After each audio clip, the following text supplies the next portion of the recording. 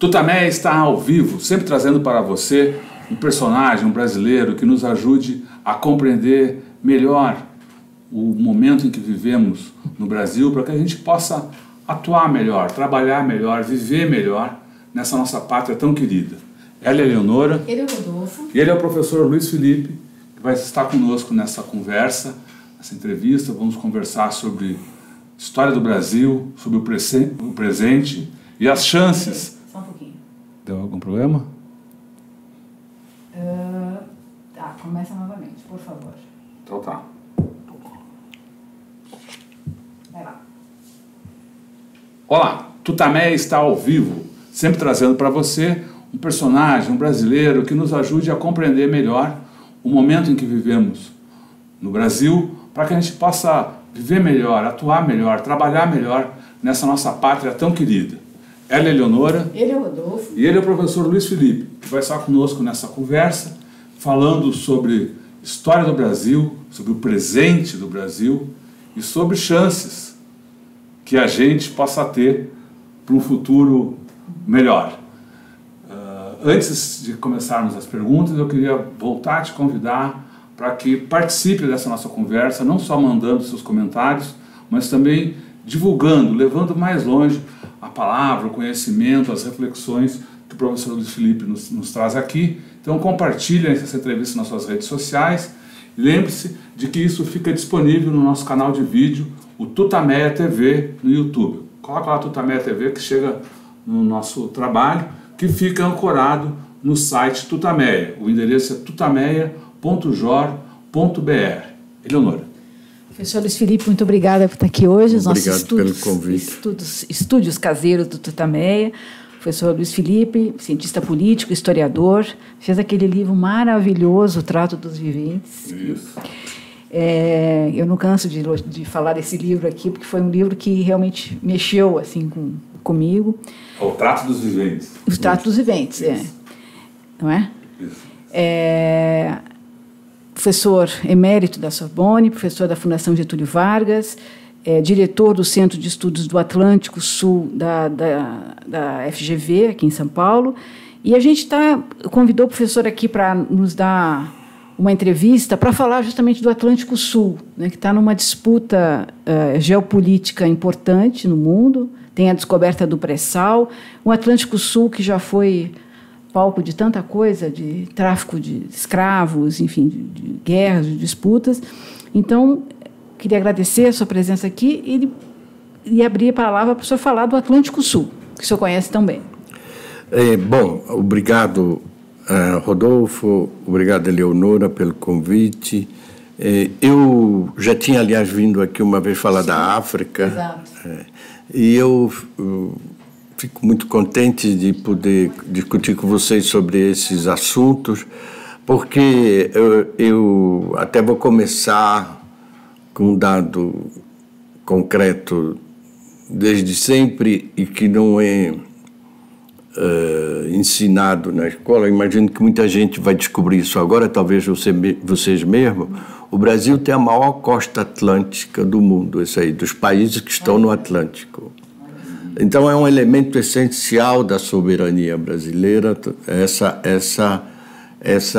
essa propriedade territorial sobre a maior longa costa. Aliás, foi por isso que nas duas guerras mundiais os aliados empurraram um pouco. O Brasil foi sozinho na Segunda Guerra, mas as duas vezes a opressão americana para o Brasil entrar na guerra. O Brasil entrou na Primeira Guerra em 17, quando os Estados Unidos entraram para valer, por causa dessa superfície. E na Segunda Guerra, o Brasil entrou logo em 43 e a Argentina permaneceu neutra até março de 45. Entrou praticamente no último mês de guerra, até julho, acho, o que fez com que a Argentina fosse o único país latino-americano que não foi convidado para a Conferência de Bretton Woods, no começo de 45, que criou o sistema internacional, FMI, Banco Mundial e tudo. O Brasil sempre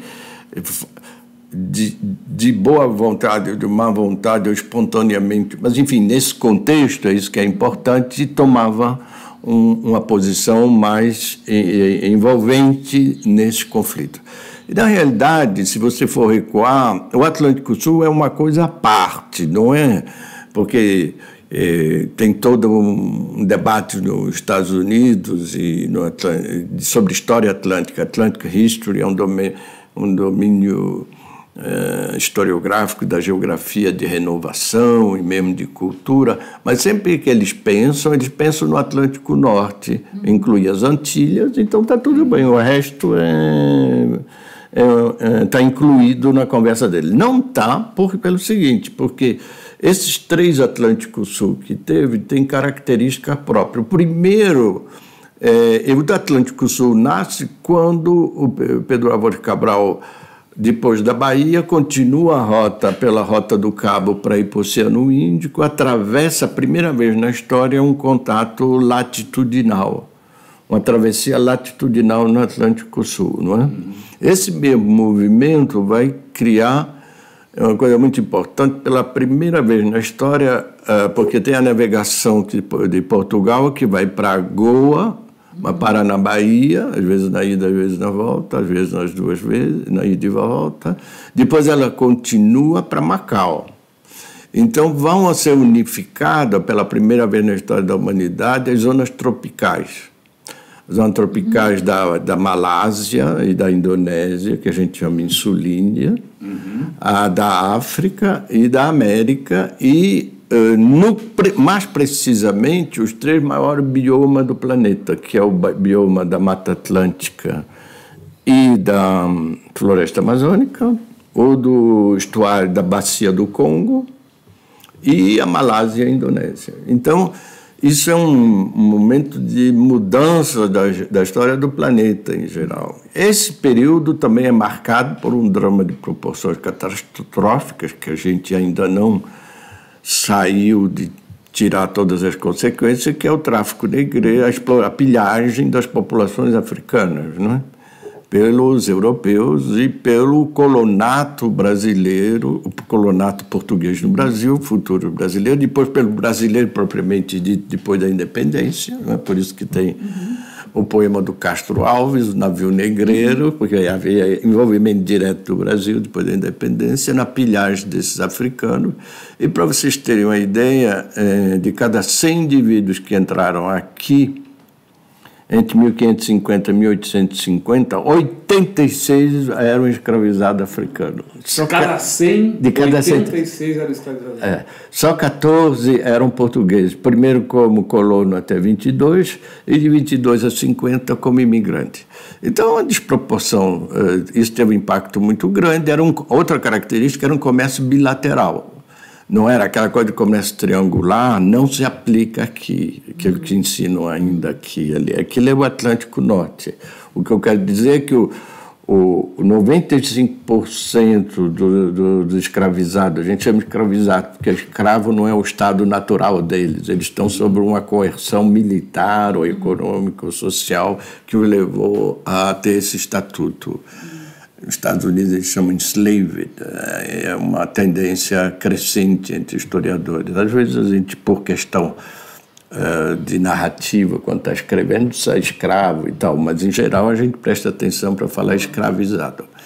Mas enfim, o fato é que esse mecanismo entre as duas costas, as duas partes do Atlântico Sul, porque havia também, o Atlântico Sul é também Buenos Aires, havia todo um tráfico para Buenos Aires, que ia parar em Potosí, de onde vinha metade da prata do mundo, não sei se nossos internautas conhecem, é uma das cidades mais altas do mundo, morreram milhares de índios por mês naquela exploração da mina de prata.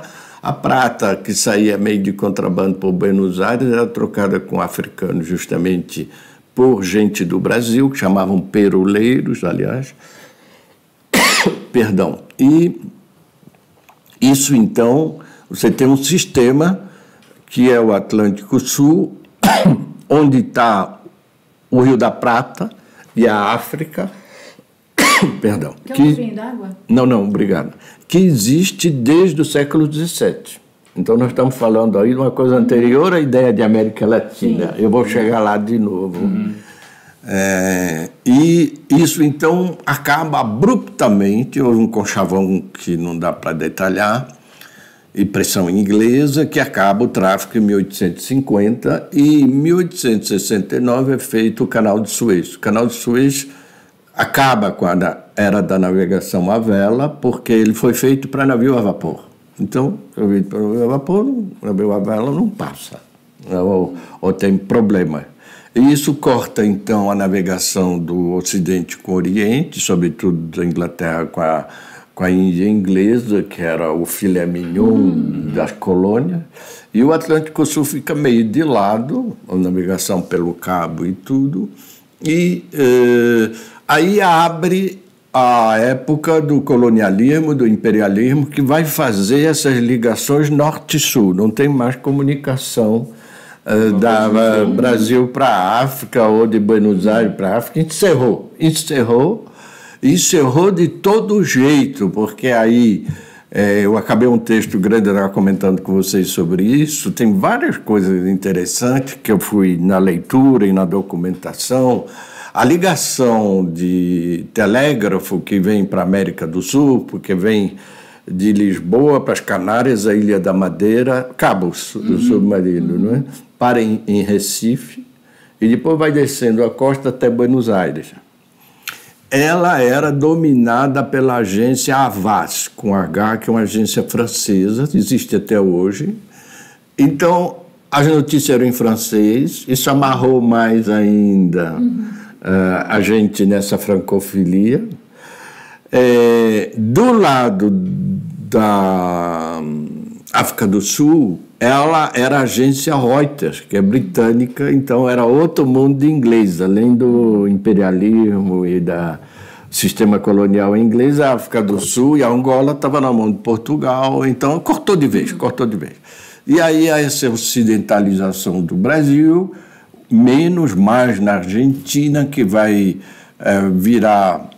A Argentina, em 1930, era o segundo país do mundo onde tinha mais imigrantes depois dos Estados Unidos. E imigrantes europeus, não é? Hoje é a maior cidade europeia da América Latina, desde sempre, não é? E o Rio era a maior cidade afrodescendente. Então, isso voltou agora com o crescimento da população negra, que é um fenômeno que tem no Brasil e que ficou patente desde 2010. A taxa de fecundidade, que é a relação entre nascimentos num ano e o número de mulheres em idade de procriar de 15 a 43 anos, é uma fórmula que tem, é a fórmula melhor para saber a evolução da população. Então, ela está caindo no Brasil, aliás, de modo preocupante, eu vou voltar nisso depois, e na Argentina ela está até estável, mas ela cai mais rápido na família branca do que na família negra. Aí é um efeito de tesouro, a população afrodescendente auto-identificada como afrodescendente superou no censo de 2010 e nas PNADs que vieram depois, hoje tem 54% dos brasileiros que se auto-identificam, é o critério do censo, como afrodescendentes, isto é, preto ou pardo no critério do IBGE. E isso, então, é uma característica que é atual da nossa cultura, da nossa população, da nossa demografia. Esse período que eu disse, onde há essa ocidentalização, ele vai durar cheio de peripécias, eu não vou falar nisso muito, porque eu queria falar também da Amazônia Azul depois, que era o nosso assunto. Mas, enfim, o fato é que quando há independência dos países da África lusófona, essencialmente Angola, em 75, mas também Moçambique, Cabo Verde, Guiné-Bissau e São Tomé, começa aí a haver ligação entre, de novo, também a África do Sul acabou o apartheid, Mandela veio aqui em 91, quando foi solto, que ele estava na cadeia, acho que 30 anos, né? E já em campanha para a presidência, Era o governo Collor, deu várias atrapalhadas, mas ele foi recebido entusiasticamente no Rio e na Bahia, porque a população lá é majoritariamente afrodescendente. Ele vem em São Paulo também.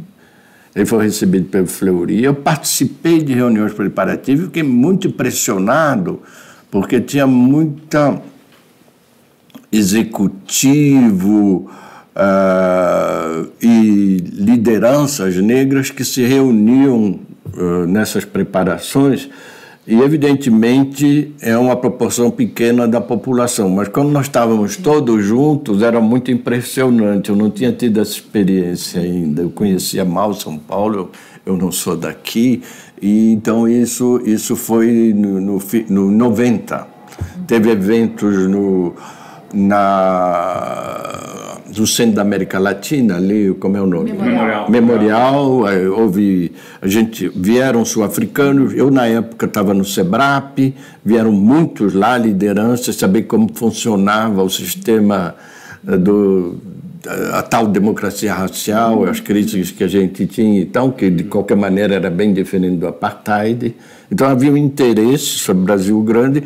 Isso não se desdobrou numa política nessa área, mas globalmente o Itamaraty, a partir do primeiro governo Lula, começou uma evolução de instauração de laços com a África. O problema é que se deixaram ir pelas empreiteiras, é parte desses escândalos que nós estamos pagando o preço também, porque a empreiteira Odebrecht, que virou vice-rei lá de Angola, não é? A influência que a Odebrecht tinha era desproporcional, mas do ponto de vista diplomático é uma coisa muito positiva. Há 37 embaixadas na África e 32 só na América Latina.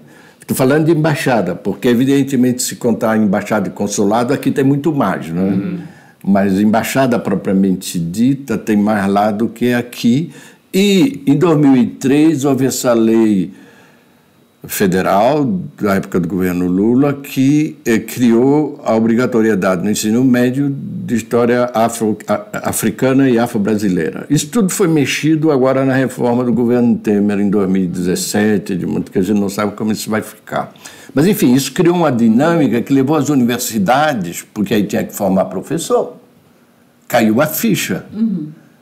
Que a África era uma coisa próxima da gente, era um continente muito próximo do Brasil, mais especificamente. Para você ter uma ideia, a Bolívia está aí do lado, tem uma fronteira gigantesca, mas a pirâmide étnica da Bolívia é o contrário da nossa. A proporção de afrodescendente lá é 2%.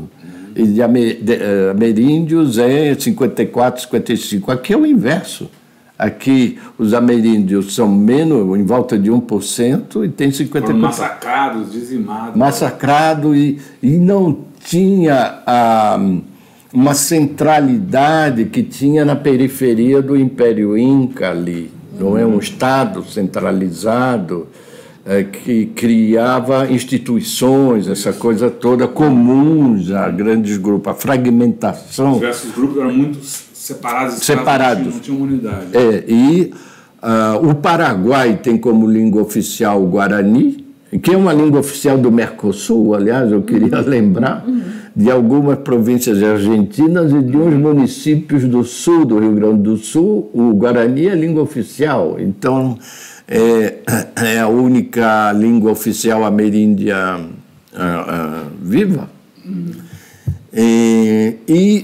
Isso, então, retomou, o que eu queria dizer, o contrário. Nós estamos, num certo sentido, para o futuro, mais próximo de Angola do que da Bolívia, por causa dessa evolução da cultura, das etnias aqui dentro. E aí vem um outro dado, que é o futuro. Apesar desse baixo astral, dá até para fazer uma piada, baixo astral no Oceano Austral,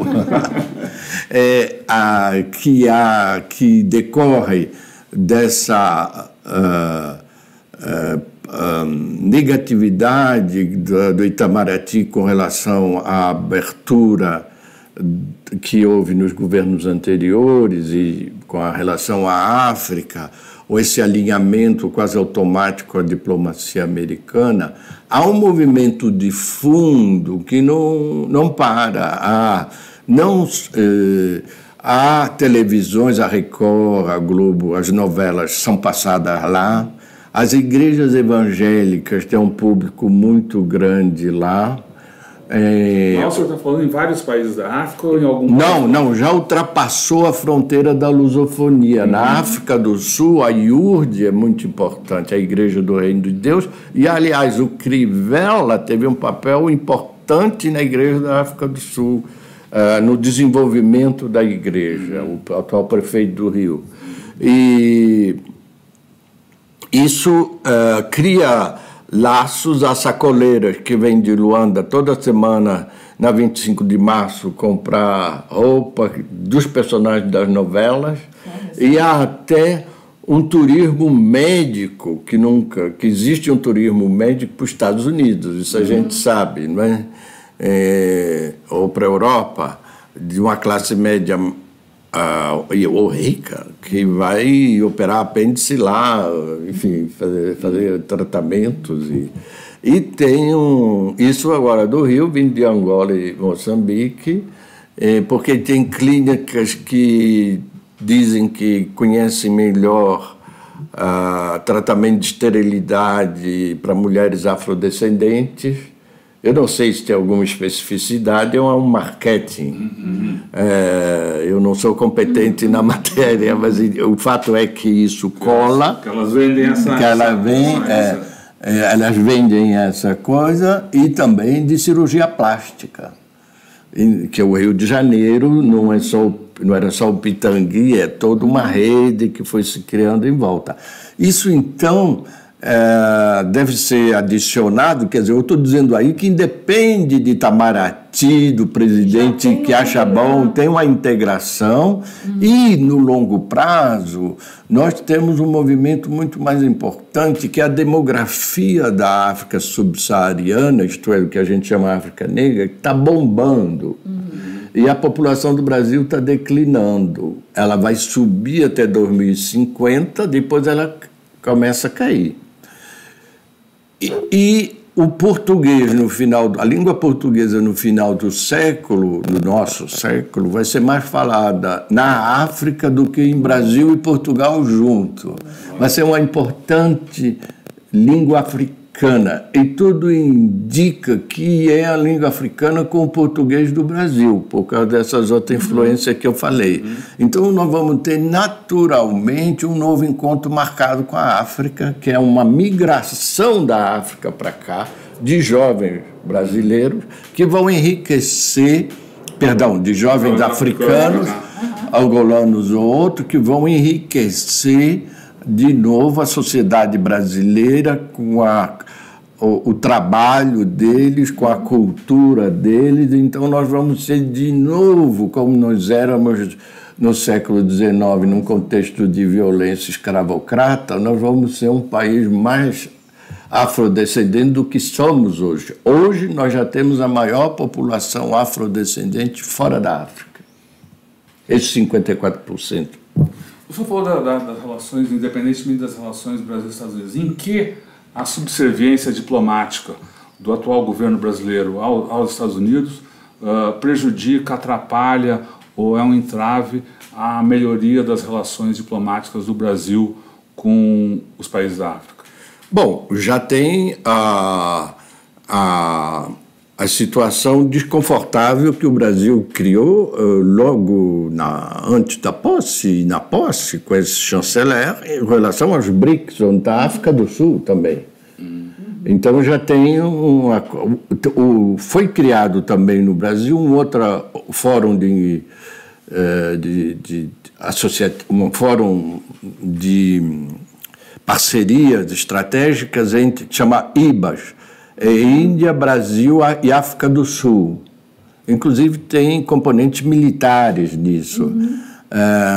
E está definido assim, 3 democracias emergentes e 3 países multiculturais que se unem para tentar se inserirem melhor e juntos na política internacional. Isso nem se tem notícia, não é? O desmonte, a reforma feita pelo governo Temer, ainda no governo Temer, da maquete do ensino secundário, a história não é mais obrigatória, o que é um tremendo disparate, porque se não estudar a história do Brasil no Brasil, onde é que se vai estudar a história do Brasil? Na Finlândia? Ou na Argentina, ou no Uruguai? Quer dizer, então, a história... E as relações com a África são fundamentais para conhecer a história do Brasil. Claro, a história do Brasil, a história em geral, em todos os países, é a medula da cidadania. É ali que você aprende a sua identidade nacional, a sua cultura, como que as suas instituições políticas foram formadas. O Estado brasileiro, que é atacado como fosse massa de pão, leva pancada todo dia por uma gente ignorante. Eu nunca esquecerei que o ministro Guedes chegou a fazer a piada que ia vender até o Alvorada. É uma piada que ele acha engraçado, mas que eu estimo muito, imagino que muita gente acha detestáveis. É preciso lembrar que o Estado brasileiro conseguiu manter a América Portuguesa unida. É uma coisa inédita. Os outros agregados coloniais das Américas se fragmentaram. Os 4 vice-reinos espanhóis viraram 19 países. A América Britânica, está lá o Canadá, está a Jamaica de um lado, está os Estados Unidos do outro, estão várias ilhas do Caribe. A América Francesa encolheu, venderam e tal. Então, a América Holandesa também. E a América Portuguesa é o Brasil. O Celso Furtado, que...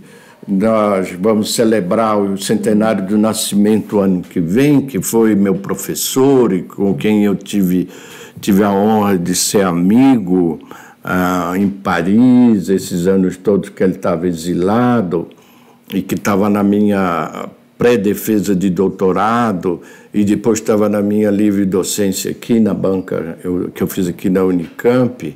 Então, que me seguiu como professor e orientador durante 30 anos, ele dizia que o Estado brasileiro é dos únicos a ter sido pensado nessa dimensão que ele tem hoje, o único das Américas, desde o século XVIII, pelo Alexandre de Gusmão, aqui de Santos, e o Tratado de Madrid, porque os Estados Unidos foi pensado como 13 colônias separadas, depois é que eles foram crescendo, roubando terra, roubando do México, comprando da França, roubando dos índios e criaram comprando o Alasca da Rússia e criaram esse país gigantesco. Mas ele não foi pensado assim no começo. O desenho do Brasil, tal como a gente vê hoje, fora coisas periféricas como foi o Acre, uma parte que nós roubamos junto com a Argentina do Paraguai, na Guerra do Paraguai, e mais os acertos menores de fronteira, o esqueleto, quer dizer, o contorno da fronteira brasileira é o que foi desenhado em 1750 pela burocracia portuguesa, que depois veio para o Brasil e segurou a barra. Então é uma coisa violenta, mas é uma coisa que teve resultado, mas também teve resultado geopolítico inédito. Você não pode fazer abstração disso. E agora a gente podia falar, então, da consequência disso hoje. O Atlântico Sul hoje... É porque no meio do caminho, então, no meio da África e do Brasil, está o pré-sal. O pré-sal, exatamente.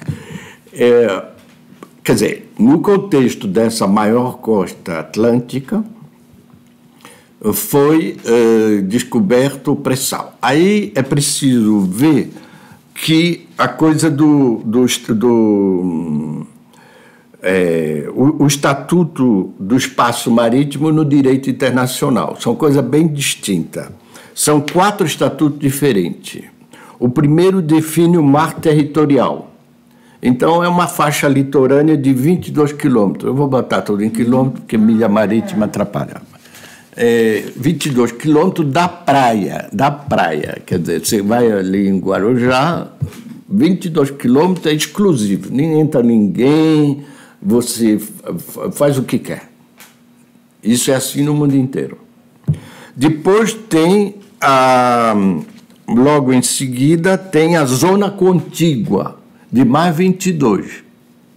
Então, nesses 22, você tem direito de instalar a defesa para proteger as suas 22. Note-se que o Brasil, a situação geopolítica do Brasil é muito favorável porque não tem ninguém na frente. Não é o caso do Chile e da Argentina, que quase foram para o pau por causa da fronteira na Patagônia Meridional, por causa da geleira que tem lá, que ele está muito mal traçado, várias vezes. E no Mediterrâneo nem se fala, de vez em quando tem ameaça de pauleira entre a Turquia e a Grécia por causa daquelas ilhas todas mal divididas há 2000 anos, enfim, de coisa da Pérsia de um lado e o grego do outro, aquilo... enfim, há uma situação que então é favorável. Nós estamos então a 44 quilômetros. Depois, o terceiro estatuto é a Zona Econômica Exclusiva, ZEE, Zona Econômica Exclusiva, que vai então dos 22 lá do limite territorial até 370. São as 200 milhas e mais... 200 milhas. As tais 200 milhas. É ali que está o pré-sal. Agora, detalhe. Alguns países não ratificaram esse tratado. A ONU ratificou, a Assembleia Geral, mas alguns países não ratificaram. Os Estados Unidos demarcou a área deles e tem a maior zona econômica exclusiva do mundo, porque aquelas ilhotas todas do Pacífico, a França também... A França ratificou, mas os Estados Unidos não ratificou. Eles marcaram dele, mas não ratificaram. Não ratificaram. Então, é curioso, o Obama queria que ratificassem, foi o Congresso americano que travou, e a ideia deles, o argumento deles é que isso pode servir de pretexto para marcar a distância também na atmosfera. Então, você tem um espaço nacional que seria de 370 quilômetros acima e cria aí um direito internacional de satélite que dá rolo para eles. Esse é o argumento. Quer dizer, são coisas complexas, vejam bem. Mas, concretamente, nessa zona econômica exclusiva, a navegação é internacional. Isso é pacífico. Você pode explorar o solo marítimo, o subsolo lá e o subsolo, a plataforma, mas você não pode impedir de navio de andar para nele. Por isso que dá rolo agora no Mar do Sul da China. Que é onde a China inventa lá que uns pedregulhos, tinha lá uns pescadores chineses, vai lá e a terra e criou um campo de aviação, e põe lá um contingente de soldado e diz que está para contar 200 milhas do lado, em volta. Por quê? Porque as 200 milhas, para valer, em qualquer ponto das ilhas, precisa ter ocupação permanente. Se for só pedregulho, não vale. Então, a Fernando de Noronha não tem problema, mas o atol de São Pedro de São Paulo passou a ser chamado Arquipélago de São Pedro de São Paulo e botaram lá uma antena de meteorologia, onde tem uns caras lá meio isolados e quando a maré está braba, a onda passa por cima lá enfim, é uma situação bastante exposta às inclemências do oceano, que é alto mar, mas aquilo dá ao Brasil o direito de contar mais 200 ali em volta, entende? E aí é que vem a novidade.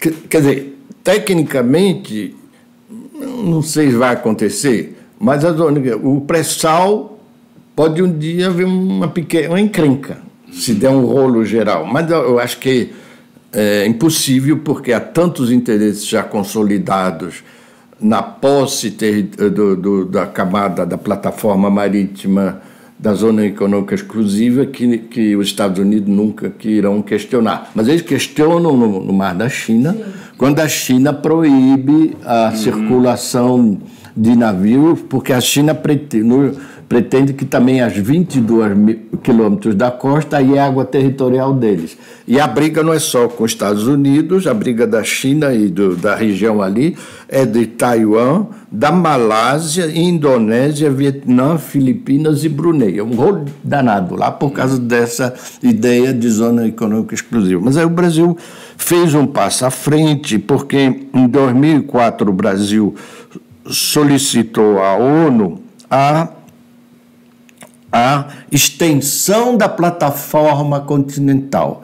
É um enunciado jurídico e geográfico que amplia a zona econômica exclusiva de 370 para 648 quilômetros. Então, de repente, você tem 648 da costa. Se você conseguir provar que a plataforma marítima, do subsolo marítimo, continental, perdão, a plataforma continental se estende até lá. Se tiver um peral e uma profundidade abissal, como tem em alguns lugares, aí não dá.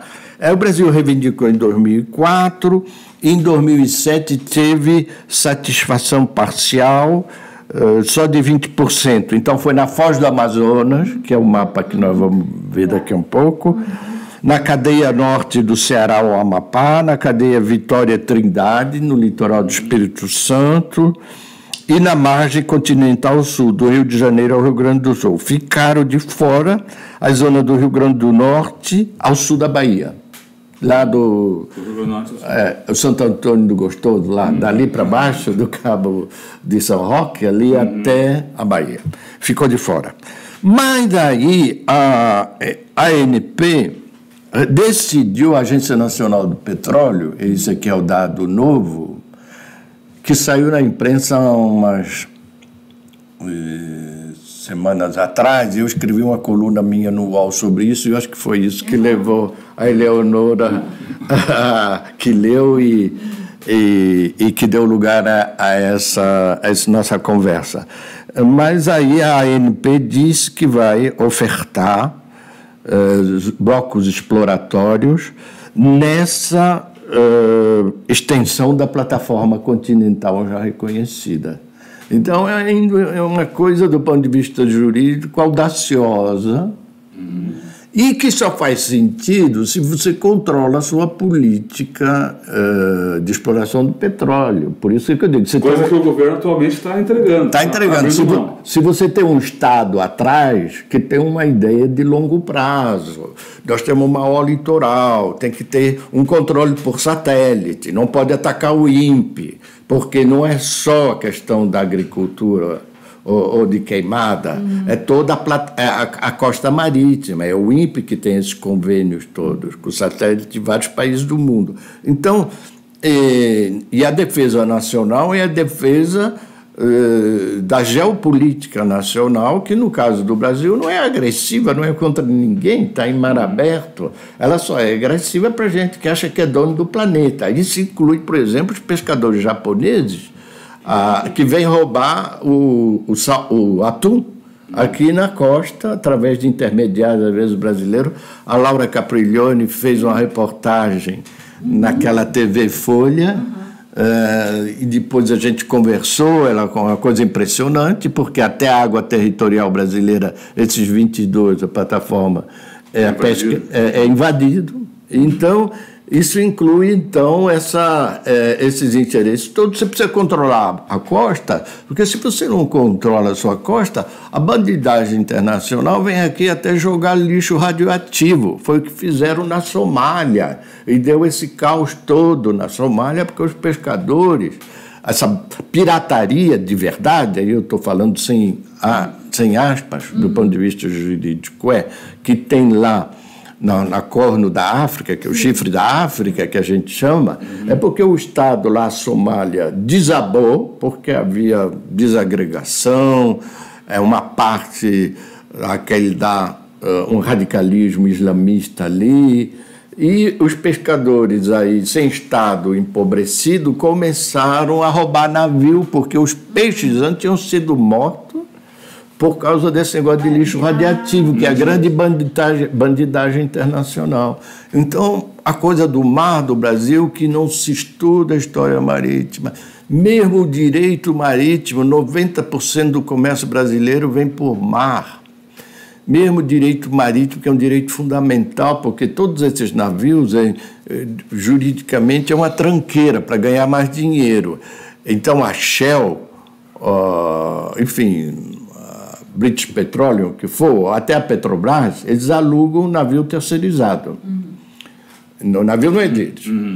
E aí tem um capitão grego, os caras lá, um comandante, e taifeiro empregado da Indonésia, da África, e esse navio é uma firma só, que está registrado ou no Panamá ou na Libéria, num lugar desses que permite esse tipo de coisa. Se o navio vai, isso já aconteceu várias vezes no Canal da Mancha e no Mediterrâneo, o navio afunda e solta e polui a área inteira, um transportador desse de petróleo, você não pode ir em cima porque o navio, a firma dele faliu.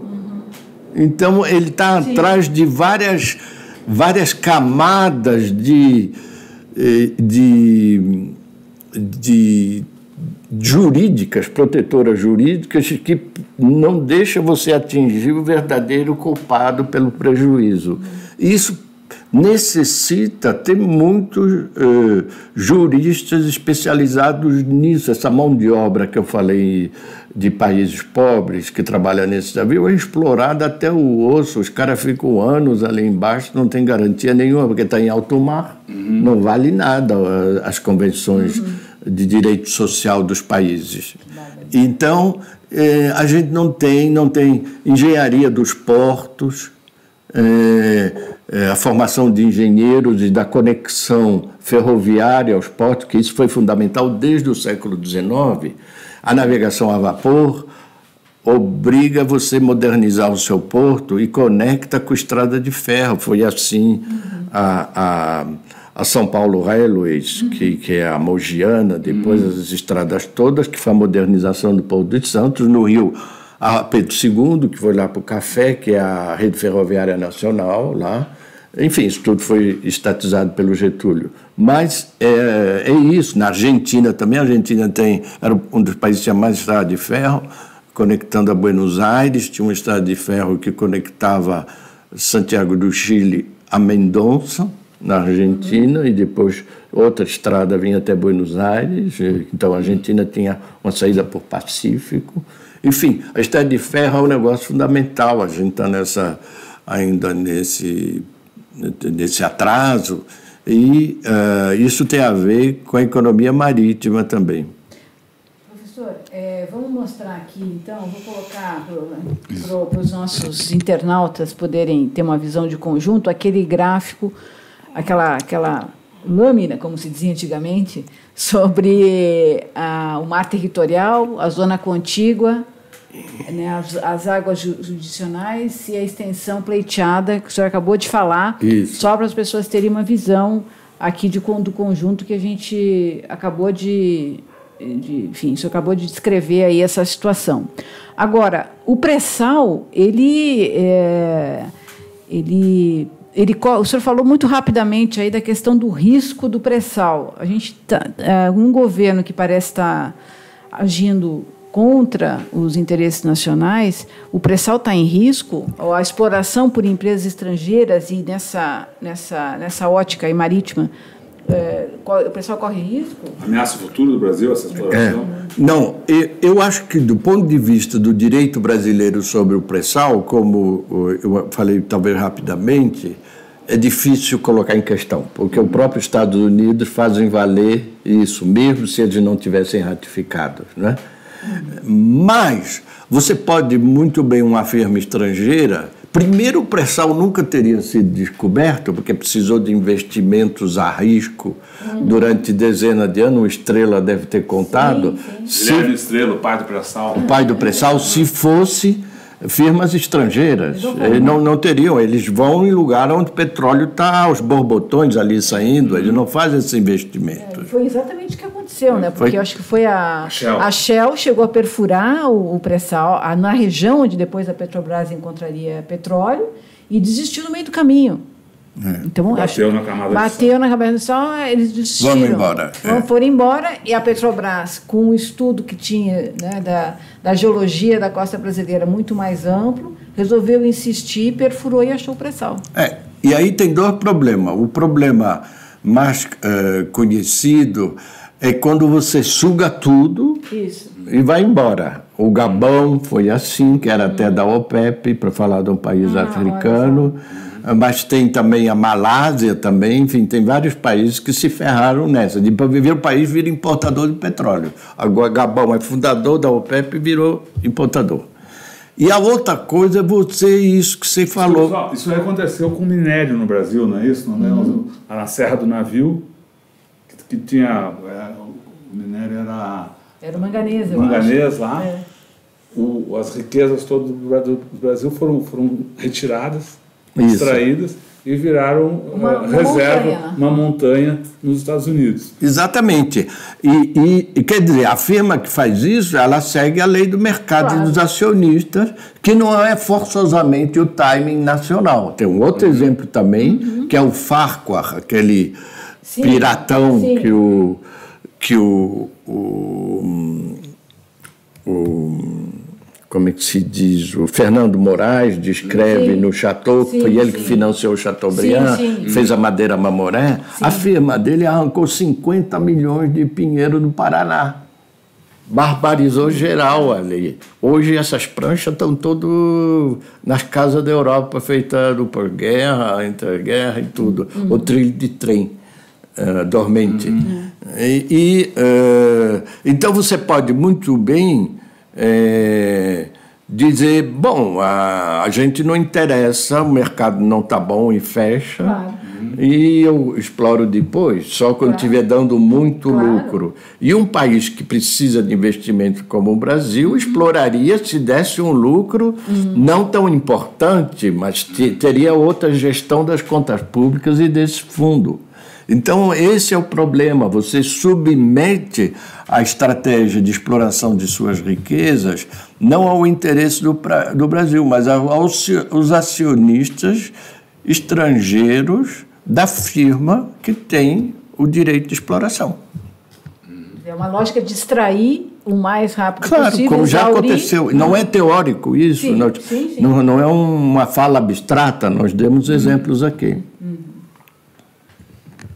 Então, como a gente estava falando, quer dizer, o país ele deixa de ser capaz de fazer a sua política energética, quer dizer, que é a base da política econômica. Né? É claro, ou até financiar hospital, escola com dinheiro do Fundo Soberano que se tinha, que era esse dinheiro todo, a mudança do Estatuto da Petrobras, da exploração do pré-sal, essa coisa toda.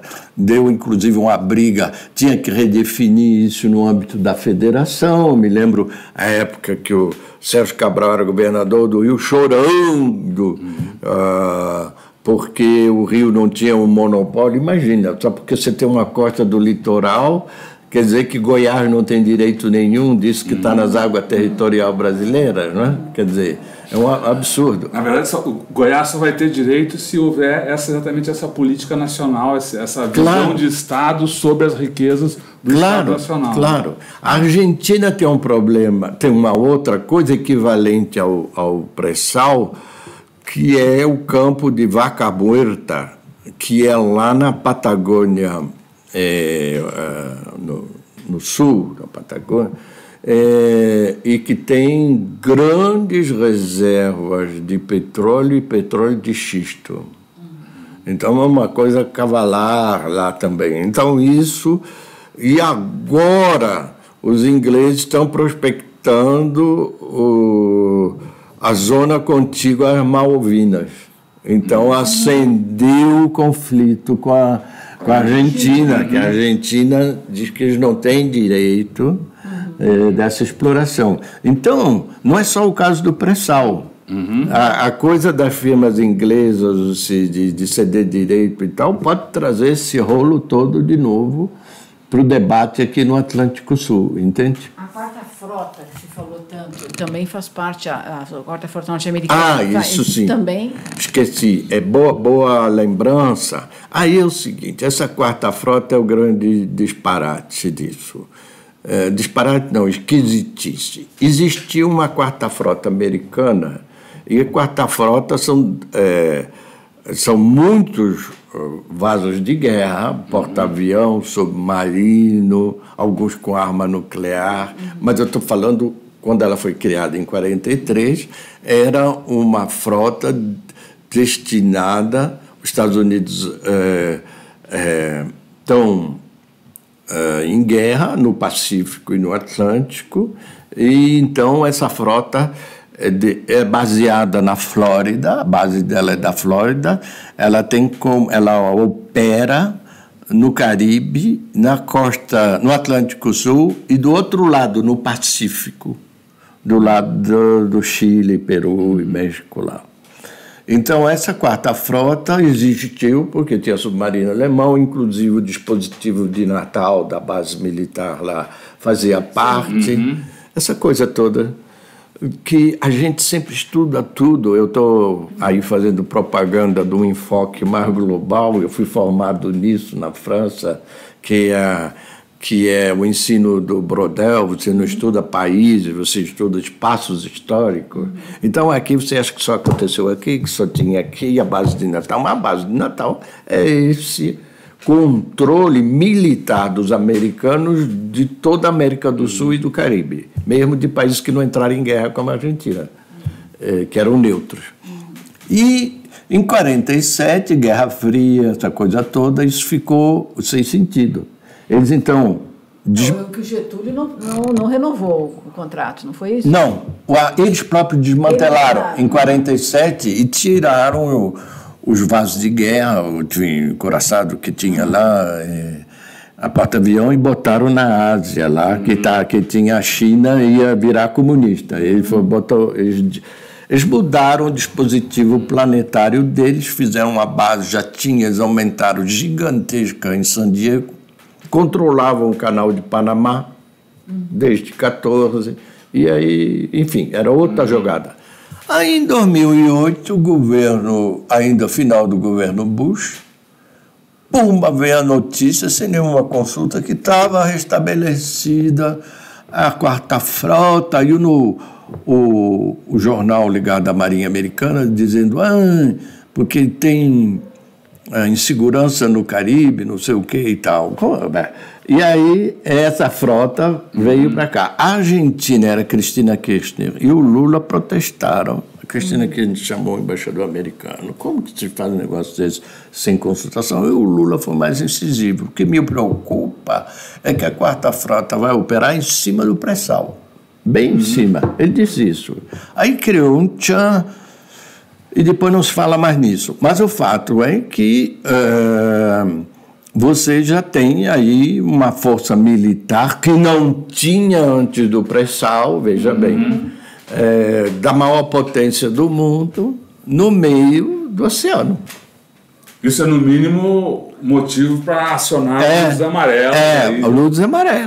Luz amarela, no mínimo. Então é isso, se a gente não sabe história marítima, a gente não sabe nada, ou não sabe metade das coisas. Quando houve aquele incidente da Dilma, que ela, em 2013, o Snowden falou do projeto Prisma, que estavam tudo vendo os cabos submarinos, escutando, e aí tinham escutado ela e a Merkel, ela anulou a viagem de Estado ao convite do Obama, ela tinha toda a razão, e o debate inteiro foi um debate bem enviesado, porque não estava escutando a Dilma, Petrobras. Não, na realidade, um jornalista americano escreveu um artigo na Variety que eu li e que me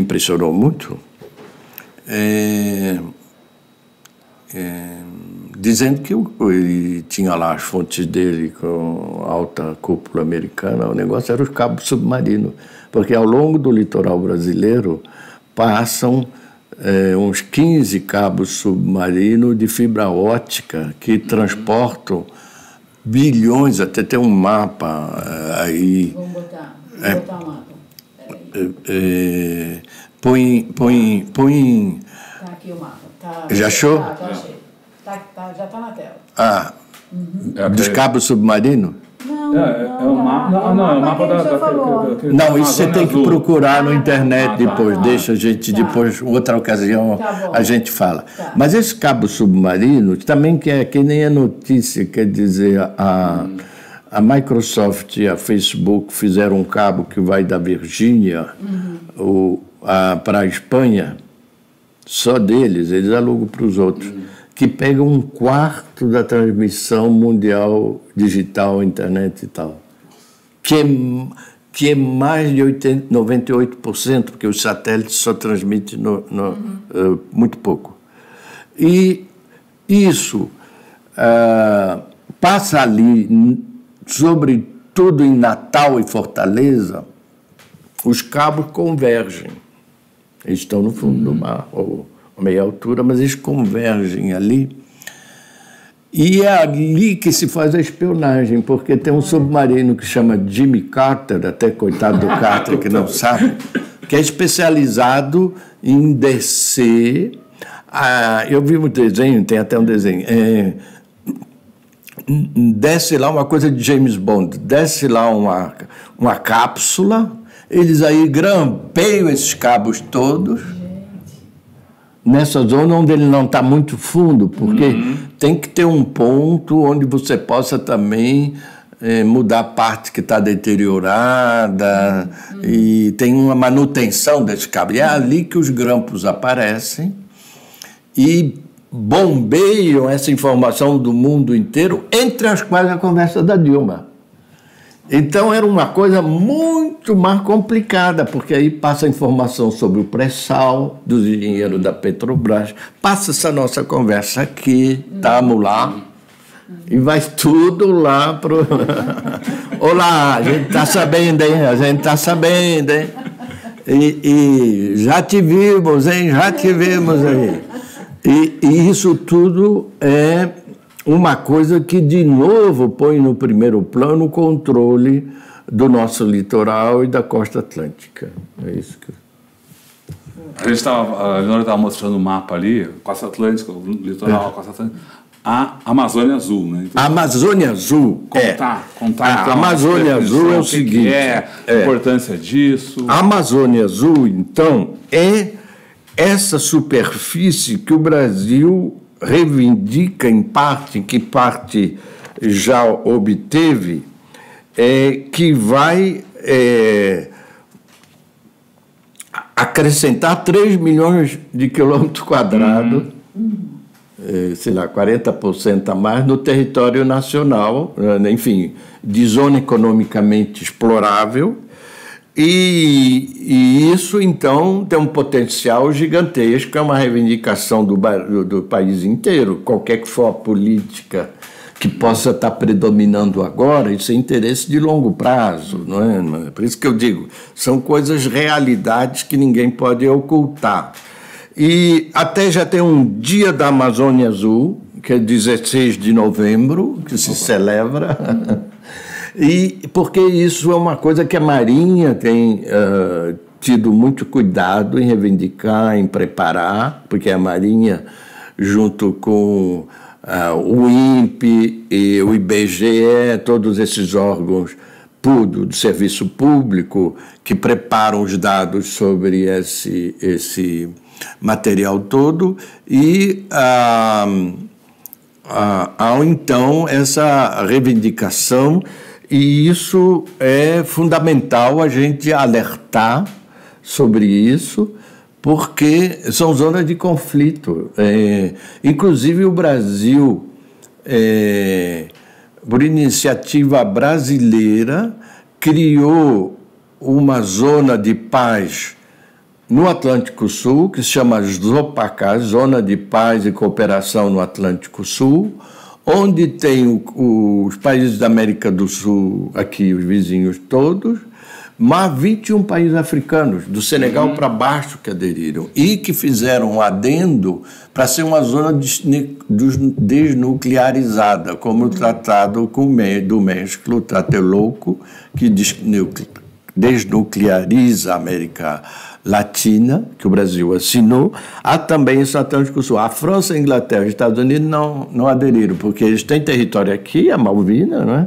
E a França tem a Guiana, e os Estados Unidos têm uma ilhota mais ao sul e tal. Então, é uma coisa também importante a iniciativa da diplomacia brasileira. Algumas iniciativas até foram tomadas na época do governo Fernando Henrique e até do governo Itamar, a coisa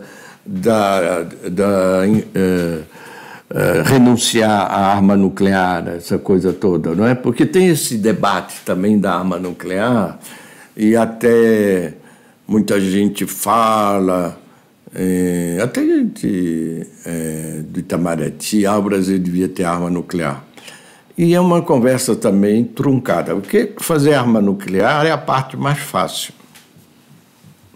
Você pode fazer uma arma nuclear meia boca ali, mas que tem um potencial destrutivo e radioativo grande. O problema é ter um vetor que tenha credibilidade. Um vetor que tem credibilidade, se não tem nenhum inimigo próximo aqui que tenha, como é o caso da Índia, tem o Paquistão e a China e vice-versa. Então, o Israel, que tem, eu acho, inimigos ali, o Paquistão, no caso, que tem também. E por isso que tem essa briga com o Irã também. Então, diz que o Israel tem 50 bombas lá. Mas não basta ter bomba, é preciso ter vetor. E vetor só tem dois. É um foguete intercontinental, que a gente não tem nem condição de lançar satélite, imagina investir nisso. Ou o submarino atômico totalmente autônomo, porque o submarino atômico fica lá escondido lá embaixo, na crosta terrestre, bem no fundo do mar, e dispara, você não sabe onde ele está. Enfim, isso é coisa para cachorro grande e para investir bestamente, porque ninguém nos ameaça, e nem nunca nos vai ameaçar, só no quadro do conflito mundial. E aí nós estamos fora de qualquer maneira. A nossa coisa é com arma convencional aqui. Então a iniciativa de não ter corrida armamentista com a América Latina, que foi do Sarney e do Alfonsin. Eu queria lembrar, porque isso é coisa que é culpa do Lula, não sei o quê, ou até o Fernando Henrique. Às vezes, lá nesse caso foi uma amizade muito sólida entre os dois, e foi o Alfonsin que tomou iniciativa, levou o Sarney para visitar a zona de tratamento, usina de tratamento, instalação de tratamento de urânio lá, e o Sarney retribuiu na visita do Alfonsin aqui, e foram em frente, e foi assinado até que o governo Collor herdou isso depois e assinou o Tratado de Desnuclearização, e depois foi consolidado, e o Brasil estendeu isso para o Atlântico Sul também. Então é uma política pacifista, mas de interesse geopolítico, claro. Você falou que ninguém ameaça essas riquezas aí, mas parece que às vezes hoje, o próprio governo, as políticas defendidas pelo governo atual podem significar uma ameaça à preservação dessas riquezas, ao uso dessas riquezas. O senhor falou de órgãos importantes para conhecer, administrar a Amazônia Azul, o IBGE e o INPE. São órgãos que estão sob ataque do governo federal, do presidente da República. Claro, e como estava a Fiocruz também, o caso do IBGE tem um debate técnico, porque houve um manifesto do Baixa e de outros diretores do IBGE, Simon Schwartman e outros, que acham que é uma questão técnica. Teve dois manifestos, né? Teve dois manifestos, contra e um a favor. Isso. E vai haver um debate no SEBRAP sobre isso. Os que são a favor da reforma dizem que a tecnologia informática e o tratamento das perguntas dá para fazer um censo mais curto e deixar nas PNADs, que são um mini-censo. Pode ser feito anualmente, as outras coisas. E tem gente, como você lembrou, que acha que vai mutilar. Mas no caso do INPE, aí é muito mais grave, e no caso da Fiocruz também. A Fiocruz está fabricando vacina, está fabricando genérico, essa coisa toda. E isso é um know-how, um saber científico acumulado há 100 anos no caso da Fiocruz, desde o Carlos Chagas e o Oswaldo Cruz. No caso do INPE, são 40 anos de mapeamento, que de um país que tem dimensões continental, tem a maior costa atlântica do mundo. Se você não controla os satélites, você está ferrado. Ferrado por quê? Não, porque você não sabe. A coisa, por exemplo, eu acho que o presidente da República, quando ele diz a coisa do INPE, que hoje interveio lá, ele atende os interesses do agronegócio burro. O agronegócio burro, que eu chamo, é o pessoal que acha que os satélites só controlam queimada. O agronegócio global brasileiro competitivo sabe que o controle do INPE é necessário para organizar as colheitas, para lançar fertilizante, para prever se o solo está mais seco ou mais úmido, mudar a composição de fertilizante. Você tem que saber se vai chover depois da manhã ou amanhã para jogar pesticida hoje, porque senão a chuva tira tudo. Se você quer mudar a composição do fertilizante e quer começar a plantar, não pode haver uma seca longa ou uma enxurrada longa nos próximos 10 dias. Então são bilhões. E isso é visto por quem? Pelo satélite americano, porque a Bolsa do Agrobusiness em Chicago, ela é em Chicago, ela tem esse satélite todo para especular sobre o soja, tem o tempo todo fotografando aqui as plantações do Brasil. Se o Brasil não sabe o que está ocorrendo aqui, eles sabem. Então, quando colher o soja aqui ou deixar de colher, você está sempre a contratempo, você está sempre no prejuízo, porque os outros já fizeram, já estocaram, já venderam, e você perde a concorrência. Então, eu acho que a coisa da resposta do Galvão, eu não sei de nada, aí é uma análise política que eu estou fazendo aqui com as informações que eu li nos jornais.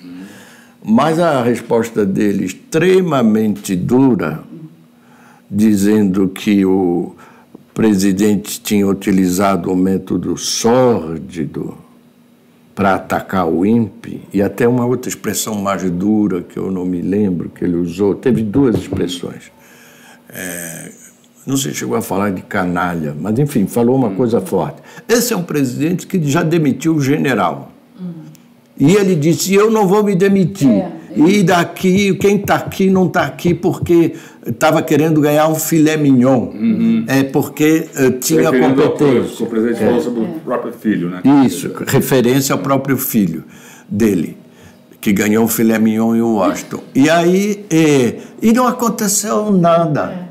Então, esse homem, um homem equilibrado, para estar numa posição dessa, ele sabia que ele estava defendendo interesses nacionais que são compartilhados por quem defende interesses nacionais, incluindo aí a Marinha e esses órgãos todos que dependem do INPE.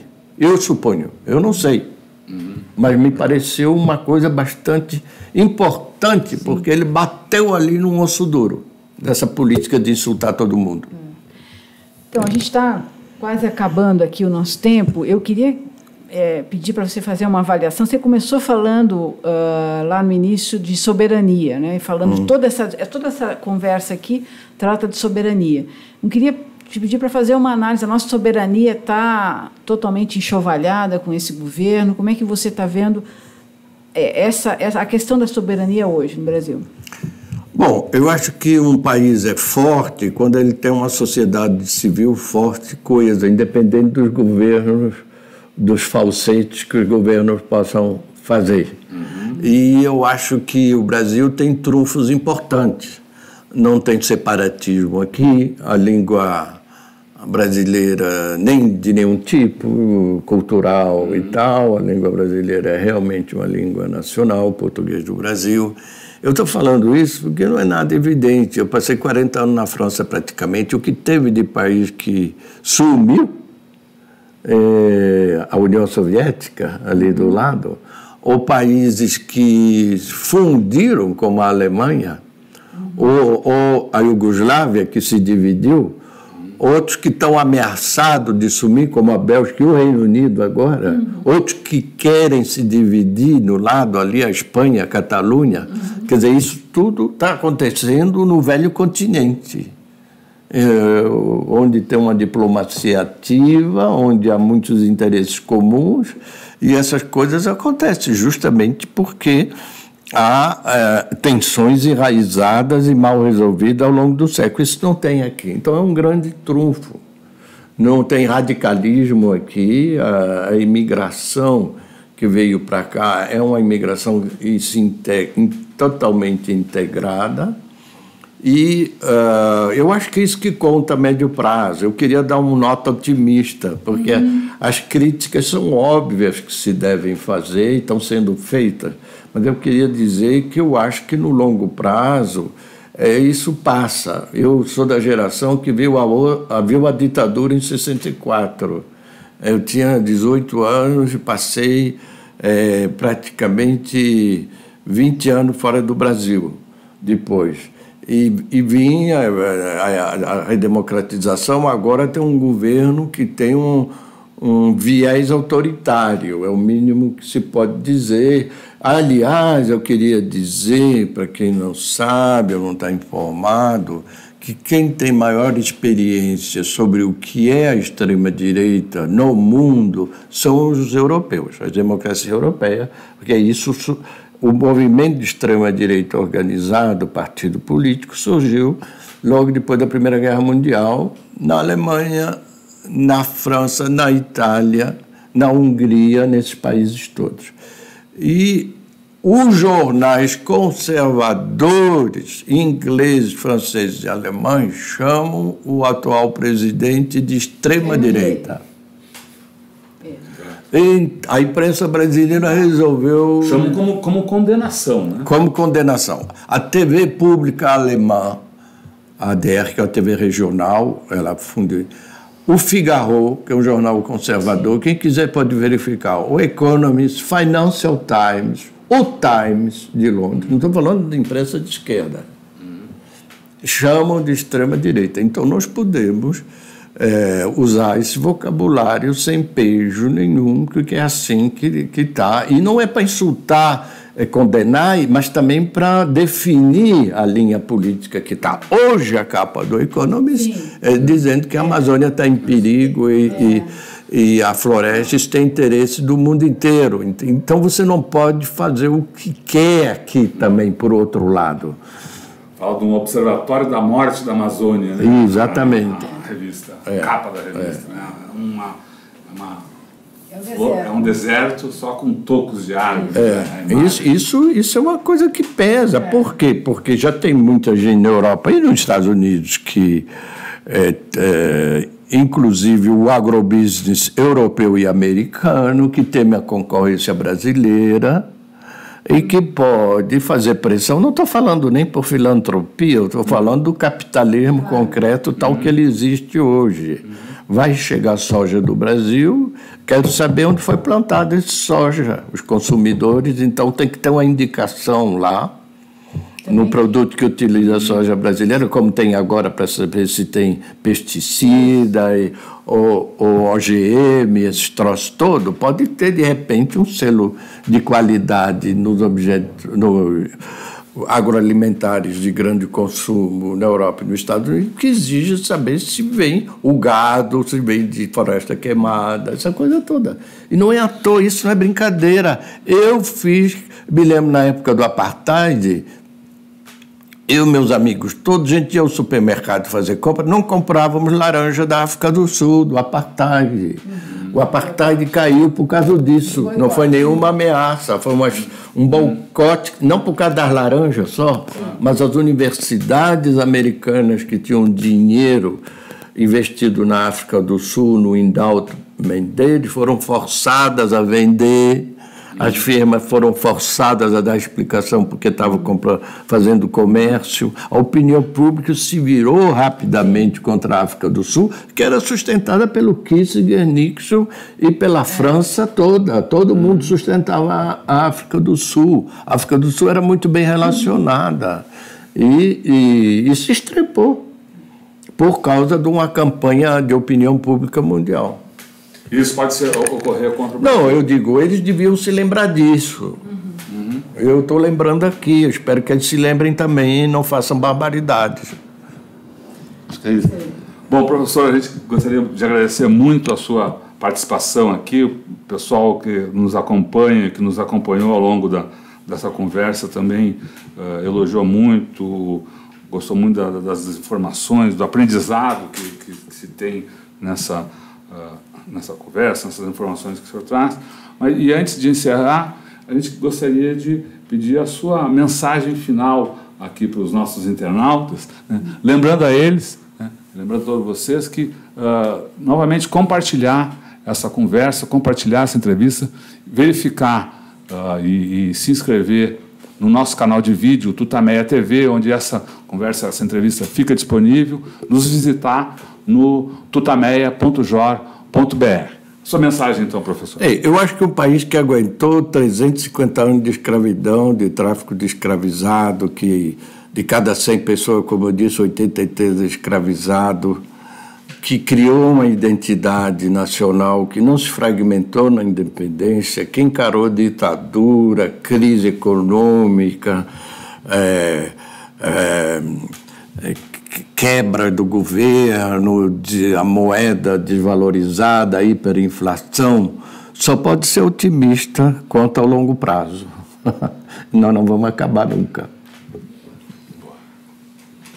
Muito obrigada, Luiz Felipe, e vão lá, estejam lá conosco no Tutameia e no Tutameia TV, inscreva-se lá. Um abraço para todo mundo. Tchau, pessoal. Tchau. Bom.